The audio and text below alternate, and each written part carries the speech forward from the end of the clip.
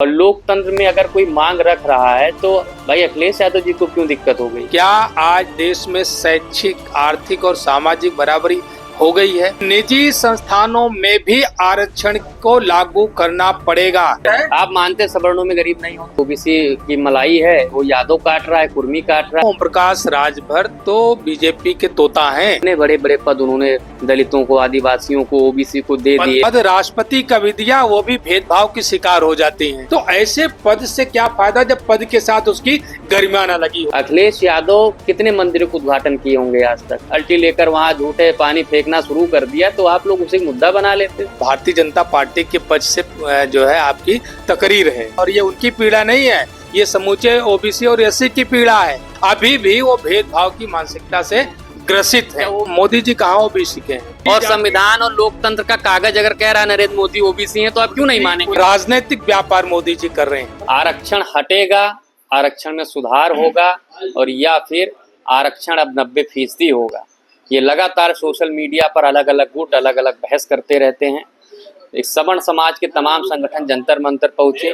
कुछ लोग कहे आरक्षण सुधारना है, कुछ लोग कहते हैं कि आरक्षण को आर्थिक तौर पे करना है, कुछ लोग कह रहे हैं आरक्षण को खत्म करना है। और उसी बीच अखिलेश यादव का एक पोस्ट आता है जिसमें वो कहते हैं कि आरक्षण सुधार के नाम पर आरक्षण हटाने की जो साजिश है वो भाजपा कर रही है।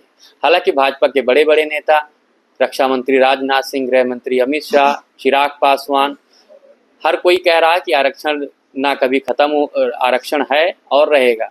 हमारे साथ बात करने के लिए समाजवादी पार्टी के सीनियर विधायक, उप सचेतक समाजवादी पार्टी के विधानमंडल दल डॉक्टर आर.के. वर्मा जी हैं। आखिर लोग अपनी मांग रख रहे हैं, लोकतंत्र की ही आप दुहाई देते हैं, और लोकतंत्र में अगर कोई मांग रख रहा है तो भाई अखिलेश यादव जी को क्यों दिक्कत हो गई? मांग होनी चाहिए ना। मांग का मतलब है कि स्वतः आप अपने लिए डिमांड करो तो उसको मांग कहते हैं, लेकिन दूसरों को मिल रही सुविधा और अवसर को उससे वंचित करने का प्रयास करो तो क्या इसे मांग कहते हैं? दूसरी चीज, जिस बात पर आप बात कर रहे हैं, आरक्षण की जो बात कर रहे हैं, बाबा साहब भीमराव अंबेडकर ने इस देश से शैक्षिक, सामाजिक और आर्थिक गैर बराबरी को देख करके संविधान में आरक्षण की व्यवस्था करने का काम किया। तो मैं आज सवाल करूं कि आजादी के 80 वर्षों बाद क्या आज देश में शैक्षिक, आर्थिक और सामाजिक बराबरी हो गई है? आज जिस तरीके से सरकार हर एक विभाग में निजीकरण को प्रोत्साहित कर रही है, सरकारी पद खत्म किए जा रहे हैं, सरकारी संस्थानों को लगातार कमजोर किया जा रहा है। अगर आप विश्वविद्यालयों को देखेंगे तो सरकारी जो राज्य विश्वविद्यालय है या केंद्रीय विश्वविद्यालय है, वहां पर सीटें लगातार कम की जा रही हैं और निजी विश्वविद्यालय खोले जा रहे हैं, वहां पर आरक्षण की व्यवस्था नहीं। मैं तो कहता हूं कि निजी संस्थानों में भी आरक्षण को लागू करना पड़ेगा, क्योंकि निजी संस्थान जो बनते हैं वह आम नागरिकों के पैसे से बनते हैं। जो बैंक से वो लोन लेते हैं, जिस बैंक का पैसा रहता है उस बैंक में आम नागरिकों का पैसा रहता है, और जिस योजना से वो प्रोजेक्ट बनाते हैं सरकार भी कई मदों में, कई रूपों में सब्सिडी देती है, अनुदान देती है। तो वहां पर भी आम आदमी का ही पैसा रहता है। तो निजी संस्थानों में भी आरक्षण लागू करना पड़ेगा। आर्थिक आधार पर आरक्षण की बात हो रही है। आप मानते हैं सवर्णों में गरीब नहीं होते? आप मानते हैं सवर्णों में गरीब नहीं होते? मैं मानता हूं कि सवर्णों में भी गरीब होते हैं। सवर्णों में कम बुद्धि वाले लोग नहीं होते? कम बुद्धि वाले, एवरेज बुद्धि वाले नहीं होते? क्या कहा कि ये हर जगह है, इसीलिए जब 10% EWS का आरक्षण मिला तो डॉक्टर आर.के. वर्मा ने उफ नहीं किया, कोई उंगली नहीं उठाई। हमने उसका समर्थन किया कि गरीबी जहां भी है उनको अवसर मिलना चाहिए। तो आज बात यही है कि जातिवार जनगणना करा लो। अगर आप सामाजिक, शैक्षिक, आर्थिक समानता के अनुसार नीति बनाना चाहते हो, दबे कुचले लोगों को, अवसर विहीन लोगों को अवसर देना चाहते हो, तो आपको जातिवार जनगणना करा करके और पीएमओ से लेकर के ग्राम सभा के सचिवालय तक हर विभाग में किस जाति की कितनी आबादी है उसके अनुसार उसका कोटा तय करके उनको अवसर देने यही का। बात तो ओम प्रकाश राजभर जी कह रहे हैं अखिलेश यादव में दम नहीं था, रोहिणी आयोग की रिपोर्ट लागू कर देते। लगातार जो ओबीसी की मलाई है वो यादव काट रहा है, कुर्मी काट रहा है, मौर्य काट रहा है, 12 जातियां काट रही हैं और सैकड़ों जातियां जो हैं वो बेचारी आज दलित में भी कई जातियों से खराब जीवन जी रही, जिसमें राजभर हो गए, प्रजापति हो गए, निषाद हो गए, नाई समाज हो गया। ऐसे में उनका तो मानना है कि इन लोगों को भी डाउन करना चाहिए और हमें आगे करना चाहिए। मैं ये कह रहा हूँ ओम प्रकाश राजभर तो बीजेपी के तोता हैं, बीजेपी जो रटवाती है वही बोलते हैं। आज सरकार किसकी है, जो सत्ता में है, सवाल उससे नहीं कर सकते। दूसरी चीज, उस समय का कोई डेटा आपके पास है क्या? समाजवादी पार्टी इसीलिए डेटा की बात कर रही है, इसीलिए जातिवार जनगणना की बात कर रही है कि आप जनगणना करा लो, बड़ी निष्पक्षता के साथ जनगणना करा लो। जिस जाति के लोगों का प्रतिनिधित्व तो नहीं है उनकी आबादी के अनुसार हर विभाग में हर पद पर उनकी सहभागिता सुनिश्चित करने का काम करना चाहिए। यही तो समाजवादी पार्टी कह रही, इससे क्यों भाग रहे हैं? आज ओम प्रकाश राजभर क्यों सरकार पर दबाव नहीं बनाते? आप भाजपा की बात करते हैं, कितने ओबीसी मंत्री, कितने एससी मंत्री, राष्ट्रपति से लेकर और कितने बड़े इस आदिवासी, उससे पहले दलित, कितने बड़े बड़े पद उन्होंने दलितों को, आदिवासियों को, ओबीसी को दे दिए। पद तो दिया, लेकिन क्या पद की गरिमा दी? क्या पद राष्ट्रपति का भी दिया, वो भी भेदभाव की शिकार हो जाती हैं, छुआछूत की शिकार हो जाती हैं। पद मंत्री का दिया, वो भी भेदभाव छुआछूत के शिकार हो जाते हैं। पद विधायक का मिला, जो है जनता ने निर्वाचित किया, वो भी जो है भेदभाव और छुआछूत के शिकार हो जाती है। तो ऐसे पद से क्या फायदा? पद तो मिला, उनके विधायक भी अपमानित होते हैं, उन्हीं की सरकार के गुंडों से पिटते हैं और सरकार का मंत्री कहते हैं बड़ा बड़ा नाम है और एक आवाज तक नहीं उठा पाता। तो ऐसे चाहे पिछड़े हों चाहे अनुसूचित समाज के हों, आप मुस्कुरा रहे हैं। योगेश वर्मा जी भारतीय जनता पार्टी के विधायक थे और भारतीय जनता पार्टी की सरकार के गुंडों ने या मुख्यमंत्री जी के सह पर गुंडों ने उनके सरेआम पिटाई करी।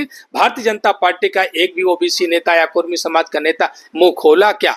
या उनके गठबंधन पार्टी का कोई व्यक्ति मुंह खोला क्या कि एक विधायक को सरेआम इस तरीके से पीट देना यह गुंडागर्दी की पराकाष्ठा है कि नहीं है? उसके घर पर बुलडोजर चला क्या? तो ऐसे पद से क्या फायदा जब पद के साथ उसकी गरिमा ना लगी हो? मंत्री बने लेकिन उनके साथ छुआछूत, मंत्रीवाद, छुआछूत भेदभाव का आप बात कर रहे हैं। कुछ पॉलिटिकल लोग अगर मंदिर में कोई ऐसी घटना कर दें, जब ओबीसी के नेता से मंदिर का उद्घाटन कराया जाता है, जब जो राष्ट्रपति हैं वो जो सबसे बड़े मंदिर हैं वहां पर पहुंचती हैं और वीआईपी प्रोटोकॉल में पूजा दर्शन करती हैं, लोग उनका दीदार करने को परेशान रहते हैं, उनको छूने को परेशान रहते हैं। तो एक मुद्दे को उठाकर अखिलेश यादव का उदाहरण हम लोग ले लेते हैं। अखिलेश यादव कितने मंदिरों को उद्घाटन किए होंगे आज तक? अखिलेश यादव कितनी भागवत में जाके सबसे वीआईपी प्रोटोकॉल में रहे होंगे और कितने सवर्ण वहां नीचे बैठे रहे होंगे आप? लेकिन अखिलेश यादव अगर एक मंदिर में गए और वहां पर अगर 5-10 लोगों ने अगर बाल्टी लेकर वहां झूठे पानी फेंकना शुरू कर दिया तो आप लोग उसे मुद्दा बना लेते हो। नहीं, यहाँ पर मैं आपकी बात का खंडन करता हूँ। ये तो भारतीय जनता पार्टी के पक्ष से जो है आपकी तकरीर है, इस तकरीर में हमारा यकीन नहीं है। देखिए, जो उद्घाटन करने के लिए बुलाया होगा वह उनका अनुयायी होगा, पार्टी का समर्थक होगा, शुभचिंतक होगा। लेकिन जो निरपेक्ष है, जो किसी पार्टी का समर्थक और मनोवादी नहीं होगा। हाँ, नहीं, मैं क्या कह रहा हूँ कि जो निरपेक्ष है, अगर वो भेदभाव वो करता है तो निश्चित रूप से इस बात को सोचने के लिए व्यक्ति मजबूर होता है कि आजादी कितने वर्षों बाद भी पद के साथ उसकी गरिमा क्यों नहीं जुड़ी है, उसके साथ भेदभाव क्यों किया जाता है। अभी आपने देखा होगा लखनऊ में मलियाबाद के विधायक जी के साथ जो है जिस तरीके से हुआ, अगले दिन मंत्री जी को जाना पड़ा।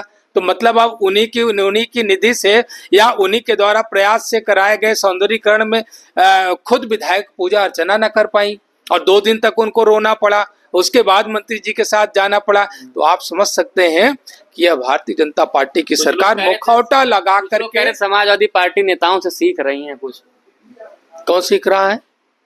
जो जिस विधायक ने इल्जाम लगाया। नहीं, वो हमसे सीख नहीं रहे, अपने दिल की पीड़ा बता रही थी, या उनके दिल की पीड़ा है। और ये उनकी पीड़ा नहीं है, ये समूचे ओबीसी और एससी की पीड़ा है जो बता रही थी। भले वो भारतीय जनता पार्टी में बड़े बड़े पदों पर हों, लेकिन है वो दोयम दर्जे में। सही बात है कि भारतीय जनता पार्टी मुखौटा लगा करके राष्ट्रवाद की बात करती है, हिंदुत्व की बात करती है, सनातन की बात करती है, लेकिन सच मायने में अभी भी वो भेदभाव की मानसिकता से ग्रसित है। ओबीसी में मोदी जी से बड़ा नेता तो इस समय कोई है नहीं, और मोदी जी देखिए राम मंदिर के उद्घाटन कर रहे थे। ओबीसी में मोदी जी कहाँ ओबीसी के हैं? अरे वो तो बड़े व्यापारी हैं, ओबीसी नहीं है मोदी, बड़े व्यापारी हैं। ओबीसी आप नहीं। पता कर लो, बड़े व्यापारी हैं। आप ये बताइए, उनकी जाति आप OBC में लोकतंत्र नहीं। मानते हैं, आप उनकी- संविधान को उनकी- मानते हैं, उनकी और जाति- संविधान और लोकतंत्र का कागज अगर कह रहा है नरेंद्र मोदी ओबीसी है, तो आप क्यों नहीं मानेंगे? उनकी जाति व्यापारी ही है, वो व्यापारी हैं।